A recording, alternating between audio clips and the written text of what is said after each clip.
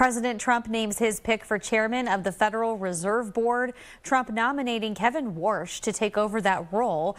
If it's confirmed by the Senate, he would then succeed Jerome Powell, who has faced pressure from the president this past year. Bankrate economic analyst Sarah Foster joins us now to tell us who he is and what the future of the Fed may look like. Sarah, the Treasury Secretary, Scott Bessent, he created a list of candidates that he says he extensively researched. He gave the list to the president of his top 4 picks. Then the president selected Kevin Warsh. But a lot of folks are wondering, who is he? What are his qualifications? And why was he selected? Thank you so much for having me to talk about this, Lindsay. Kevin Warsh is an interesting pick because he's kind of been on the coattails here of the Fed for about 2 decades now. He previously served as a governor and was appointed by President George W. Bush. He was there during the thick of the financial crisis from 2006 to 2011. And then after that, he's served, previous stints on Wall Street, and he's working within investment banking and other kinds of avenues like that.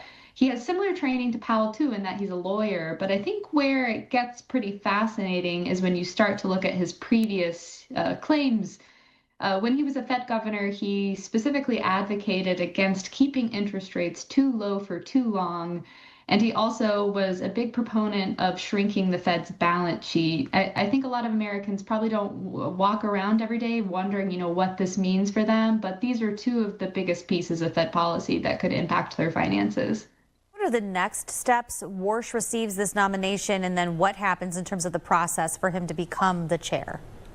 So Kevin Warsh now has to be approved by the Senate, and he'll first face the Senate Banking Committee, and then he'll move on to be approved by the broader Senate. We're expecting, just by the way that the chamber is set up and the Republican Party majority that they have, that he will likely clear the Senate. But there's likely going to be some holdups because we have a key Republican Senator, Tillis, who is mentioning that he wants to see the subpoena and the criminal investigation into Federal Reserve Chair Jerome Powell resolved before he advances any of these picks.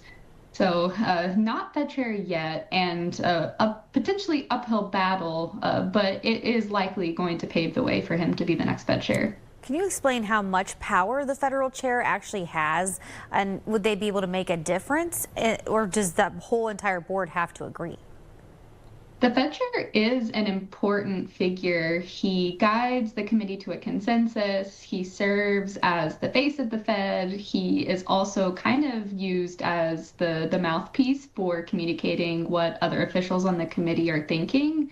But he is just one vote. And any Fed meeting where officials are deciding what to do with interest rates, they need a majority among 12 total officials. So in theory, one vote doesn't really swing the entire committee, especially at a time right now where we've seen kind of broad support for keeping interest rates steady among the Fed officials that are on the board right now. But the other open question is what kind of happens to these other potential openings this year. Fed Chair Jerome Powell could actually step down as a Fed governor. He serves 2 separate terms. So if he were to do that, then President Donald Trump would have an opportunity to fill an additional seat, too. We only have about 20 seconds left. A major complaint by the administration is that the Fed is not cutting interest rates enough. If Warsh is the chair, any indication that he would lower those rates? It does seem like right now he is an advocate for cutting interest rates. Whether he is successful at bringing the rest of the committee over to his side is another question. I've spoken with many Fed officials over the years who tell me that they need to be presented with sound economic arguments if they're going to change their mind. So what this really tells me is that if the Warsh is going to get the Fed to cut interest rates more, he kind of has his work cut out for him to convince the rest of the committee. All right. Thank you so much for taking the time to join us here at 5. Thanks for having me.